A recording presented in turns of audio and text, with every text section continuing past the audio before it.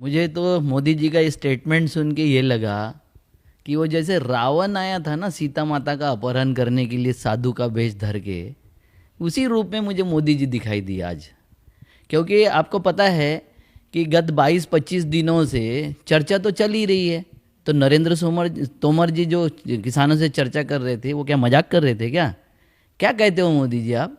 चर्चा को आइए और चर्चा आपके शर्तों पर होगी, किसान बिलों के बारे में कोई चर्चा नहीं होगी, तो किस बात की चर्चा करोगे आप?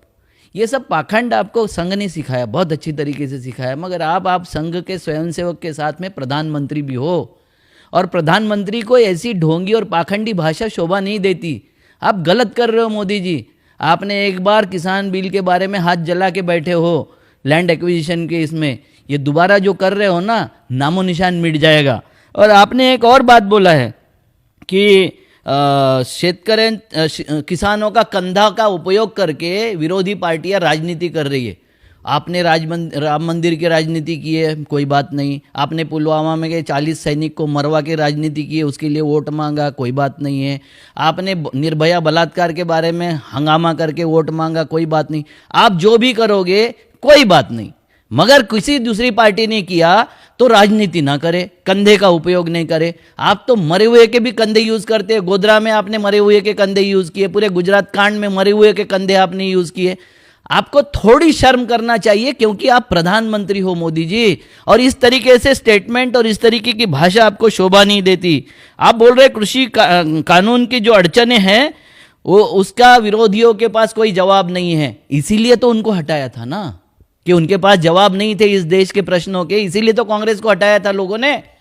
आप क्या कर रहे हो? आपके पास में कौन से जवाब है? आपने जो तीनों कानून लाए, जिसको आप कृषि कानून बोलते हैं, वो कानून कॉमर्स मिनिस्ट्री के कानून है, व्यापारियों के लिए बनाए कानून है, कृषि को निचोड़ने के लिए बनाए कानून है, जिससे हमारे देश की कृषि मरेगी, किसान मरेगा, और किसान मरेगा तो देश भी नहीं बचेगा। जब ये किसान जिंदा रहेगा तो देश जिंदा रहेगा, किसान मरेगा तो देश भी मरेगा। ये आपको समझता है मोदी जी, मगर आपको अडानी अंबानी के चाकरदार हो, आपको उनके बच्चों को देखने के लिए फुर्सत है, चौथी जनरेशन को अडानी के देखने की आपके पास में फुर्सत है, मगर आपके पास में वो फुर्सत नहीं है कि 22 दिन से किसान ठंड में बैठा हुआ है, 4 डिग्री में वो बैठा हुआ है। 22 किसान मर गए। एक साधु ने रिवॉल्वर लगा के आत्महत्या कर ली। आपने जो आत्महत्या थी, मुंबई की आत्महत्या किसी एक्टर की, उसके लिए कितना हंगामा मचाया था आपने और आपके भक्तों ने, मगर वो साधु मर गया। वो कहां गया पूछता है भारत वाला हरामी, क्यों नहीं दिखाई देता उसको? ये सब आपका गोदी मीडिया और ये आपके जो दलाल है, ये ज्यादा दिन आपको बचाने वाले नहीं है। रास्ते पर आइए, किसान अंगड़ाई ले रहा है, और वो बता रहे कि 6 महीने की पूरी संपदा लेके हम खाने पीने का साहित्य लेके वहां बैठे हैं। आप नहीं लड़ सकोगे 6 महीने। और अगर गलती से आपने उनके ऊपर बल प्रयोग किया मोदी जी, तो ये समझ लेना कि संघियों को जैसा गांधी के मारने के बाद संघी गांव में नहीं बचे हैं, आप शहरों में भी नहीं बचोगे। और ये मैं कोई चैलेंज वगैरह नहीं दे रहा हूं, ये वस्तुस्थिति का बयान कर रहा हूं, वस्तुस्थिति का बखान कर रहा हूं, और आपको सही बात बोल रहा हूं। ये पाखंड जो है ना रावण वाला, कि माता मुझे भिक्षा चाहिए और उठा के ले जाने वाला जो चल रहा है ना आपका पाखंड, उसको बंद कीजिए। और आखिर में मुझे बोलना है कि आपने बोला है कि जिन्होंने राजनीतिक स्थान गंवा दिया वही ये काम कर रहे हैं, तो राजनीतिक स्थान आपका जा रहा है, आपका धरातल खिसक रहा है।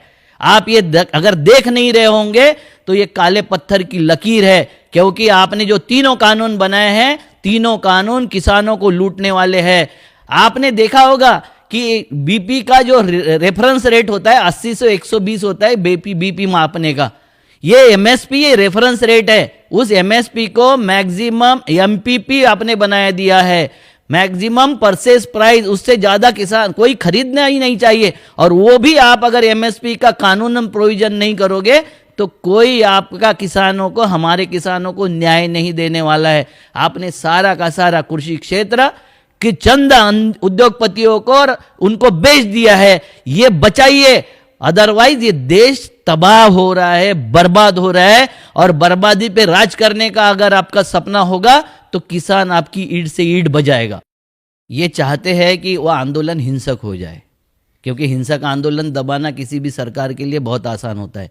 इनका गुजरात का रोहिंग्या मुख्यमंत्री बोलता है, रूपानी, जो रोहिंग्या है, बांग्लादेश का रोहिंग्या है वो, और यहाँ आके वो बोलता है कि ये जो खालिस्तानी है ये नक्सलवादी है। अबे तुम्हारी बोगस यूनिवर्सिटी के प्रमाण पत्र देना बंद करो। तुम किसानों को जातिवादी बोलते हो, दलितों को तुम आरक्षणवादी बोलते हो, तुम आदिवासियों को नक्सली बोलते हो, आदिवासियों की बात उठाने वाले, जल जंगल की बात करने वालों को तुम अर्बन नक्सली बोलते हो, मुसलमानों को तुम आतंकी बोलते हो, और तुम सरदारों को खालिस्तानी बोल रहे हो। तुम क्या हो रे? तुम क्या हो? देश को बेचने वाले तुम हो क्या हो? हर चीज बेचे जा रहे हो। तुम क्या हो? राष्ट्रभक्त हो? खाली हवादार कच्चा पहनने से और वंदे मातरम कहने से या वो नमस्ते सदा वसल्लम कहने से राष्ट्रभक्त हो जाता है? अरे तुम तो इस देश का संविधान और कानून नहीं मानते हो, फ्रॉड लोग हो तुम। ये तो गलती हो गई है पढ़े लिखे लोगों से। 70 साल हमारे अनपढ़ लोगों ने आपको आने नहीं दिया। मुझे तो मोदी जी का ये स्टेटमेंट सुन के ये लगा कि वो जैसे रावण आया था ना सीता माता का अपहरण करने के लिए साधु का वेश धर के, उसी रूप में मुझे मोदी जी दिखाई दिए आज। क्योंकि आपको पता है कि गत 22-25 दिनों से चर्चा तो चल ही रही है। तो नरेंद्र तोमर जी जो किसानों से चर्चा कर रहे थे, वो क्या मजाक कर रहे थे क्या? क्या कहते हो मोदी जी आप? चर्चा को आइए, और चर्चा आपके शर्तों पर होगी। किसान बिलों के बारे में कोई चर्चा नहीं होगी तो किस बात की चर्चा करोगे आप? ये सब पाखंड आपको संघ ने सिखाया, बहुत अच्छी तरीके से सिखाया। मगर आप संघ के स्वयंसेवक के साथ में प्रधानमंत्री भी हो, और प्रधानमंत्री को ऐसी ढोंगी और पाखंडी भाषा शोभा नहीं देती। आप गलत कर रहे हो मोदी जी। आपने एक बार किसान बिल के बारे में हाथ जला के बैठे हो, लैंड एक्विजिशन के इसमें, ये दोबारा जो कर रहे हो ना, नामो निशान मिट जाएगा। और आपने एक और बात बोला है कि किसानों का कंधा का उपयोग करके विरोधी पार्टियां राजनीति कर रही है। आपने राम मंदिर की राजनीति की है, कोई बात नहीं। आपने पुलवामा में 40 सैनिक को मरवा के राजनीति की है, उसके लिए वोट मांगा, कोई बात नहीं है। आपने निर्भया बलात्कार के बारे में हंगामा करके वोट मांगा, कोई बात नहीं। आप जो भी करोगे कोई बात नहीं, मगर किसी दूसरी पार्टी ने किया तो राजनीति ना करे, कंधे का उपयोग नहीं करे। आप तो मरे हुए के भी कंधे यूज करते हैं। गोधरा में आपने मरे हुए के कंधे यूज किए, पूरे गुजरात कांड में मरे हुए के कंधे आपने यूज किए। आपको थोड़ी शर्म करना चाहिए, क्योंकि आप प्रधानमंत्री हो मोदी जी, और इस तरीके से स्टेटमेंट और इस तरीके की भाषा आपको शोभा नहीं देती। आप बोल रहे कृषि कानून की जो अड़चने हैं वो उसका विरोधियों के पास कोई जवाब नहीं है, इसीलिए तो उनको हटाया था ना, कि उनके पास जवाब नहीं थे इस देश के प्रश्नों के, इसीलिए तो कांग्रेस को हटाया था लोगों ने। आप क्या कर रहे हो? आपके पास में कौन से जवाब है? आपने जो तीनों कानून लाए, जिसको आप कृषि कानून बोलते हैं, वो कानून कॉमर्स मिनिस्ट्री के कानून है, व्यापारियों के लिए बनाए कानून है, कृषि को निचोड़ने के लिए बनाए कानून है, जिससे हमारे देश की कृषि मरेगी, किसान मरेगा, और किसान मरेगा तो देश भी नहीं बचेगा। जब ये किसान जिंदा रहेगा तो देश जिंदा रहेगा, किसान मरेगा तो देश भी मरेगा। ये आपको समझता है मोदी जी, मगर आपको अडानी अंबानी के चाकरदार हो, आपको उनके बच्चों को देखने के लिए फुर्सत है, चौथी जनरेशन को अडानी के देखने की आपके पास में फुर्सत है, मगर आपके पास में वो फुर्सत नहीं है कि 22 दिन से किसान ठंड में बैठा हुआ है, 4 डिग्री में वो बैठा हुआ है।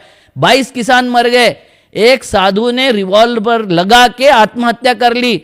आपने जो आत्महत्या थी, मुंबई की आत्महत्या किसी एक्टर की, उसके लिए कितना हंगामा मचाया था आपने और आपके भक्तों ने, मगर वो साधु मर गया। वो कहां गया? पूछता है भारत वाला हरामी, क्यों नहीं दिखाई देता उसको? ये सब आपका गोदी मीडिया और ये आपके जो दलाल है, ये ज्यादा दिन आपको बचाने वाले नहीं है। रास्ते पर आइए, किसान अंगड़ाई ले रहा है, और वो बता रहे कि 6 महीने की पूरी संपदा लेके हम खाने पीने का साहित्य लेके वहां बैठे हैं। आप नहीं लड़ सकोगे 6 महीने। और अगर गलती से आपने उनके ऊपर बल प्रयोग किया मोदी जी, तो ये समझ लेना कि संघियों को जैसा गांधी के मारने के बाद संघी गांव में नहीं बचे हैं, आप शहरों में भी नहीं बचोगे। और ये मैं कोई चैलेंज वगैरह नहीं दे रहा हूं, ये वस्तुस्थिति का बयान कर रहा हूं, वस्तुस्थिति का बखान कर रहा हूं, और आपको सही बात बोल रहा हूं। ये पाखंड जो है ना रावण वाला, कि माता मुझे भिक्षा चाहिए और उठा के ले जाने वाला जो चल रहा है ना आपका पाखंड, उसको बंद कीजिए। और आखिर में मुझे बोलना है कि आपने बोला है कि जिन्होंने राजनीतिक स्थान गवा दिया वही ये काम कर रहे हैं, तो राजनीतिक स्थान आपका जा रहा है, आपका धरातल खिसक रहा है। आप ये अगर देख नहीं रहे होंगे तो ये काले पत्थर की लकीर है, क्योंकि आपने जो तीनों कानून बनाए हैं, तीनों कानून किसानों को लूटने वाले हैं। आपने देखा होगा कि बीपी का जो रेफरेंस रेट होता है 80 से 120 होता है बीपी मापने का। ये एमएसपी ये रेफरेंस रेट है, उस एमएसपी को मैक्सिमम एमपीपी आपने बनाया दिया है, मैक्सिमम परचेज प्राइस। उससे ज्यादा किसान कोई खरीदना ही नहीं चाहिए। और वो भी आप अगर एमएसपी का कानूनन प्रोविजन नहीं करोगे तो कोई आपका किसानों को, हमारे किसानों को न्याय नहीं देने वाला है। आपने सारा का सारा कृषि क्षेत्र कि चंद उद्योगपतियों को और उनको बेच दिया है। ये बचाइए, अदरवाइज ये देश तबाह हो रहा है, बर्बाद हो रहा है। और बर्बादी पे राज करने का अगर आपका सपना होगा तो किसान आपकी ईंट से ईंट बजाएगा। ये चाहते हैं कि वह आंदोलन हिंसक हो जाए, क्योंकि हिंसक आंदोलन दबाना किसी भी सरकार के लिए बहुत आसान होता है। इनका गुजरात का रोहिंग्या मुख्यमंत्री बोलता है, रूपानी, जो रोहिंग्या है, बांग्लादेश का रोहिंग्या है वो, और यहां आके वो बोलता है कि ये जो खालिस्तानी है ये नक्सलवादी है। अबे तुम्हारी बोगस यूनिवर्सिटी के प्रमाण पत्र देना बंद करो। तुम किसानों को जातिवादी बोलते हो, दलितों को तुम आरक्षणवादी बोलते हो, तुम आदिवासियों को नक्सली बोलते हो, आदिवासियों की बात उठाने वाले, जल जंगल की बात करने वालों को तुम अर्बन नक्सली बोलते हो, मुसलमानों को तुम आतंकी बोलते हो, और तुम सरदारों को खालिस्तानी बोल रहे हो। तुम क्या हो रे? तुम क्या हो? देश को बेचने वाले तुम हो क्या हो? हर चीज बेचे जा रहे हो। तुम क्या हो? राष्ट्रभक्त हो? खाली हवादार कच्चा पहनने से और वंदे मातरम कहने से या वो नमस्ते सदा वसल्लम कहने से राष्ट्रभक्त हो जाता है? अरे तुम तो इस देश का संविधान और कानून नहीं मानते हो। फ्रॉड लोग हो तुम। ये तो गलती हो गई है पढ़े लिखे लोगों से। 70 साल हमारे अनपढ़ लोगों ने आपको आने नहीं दिया।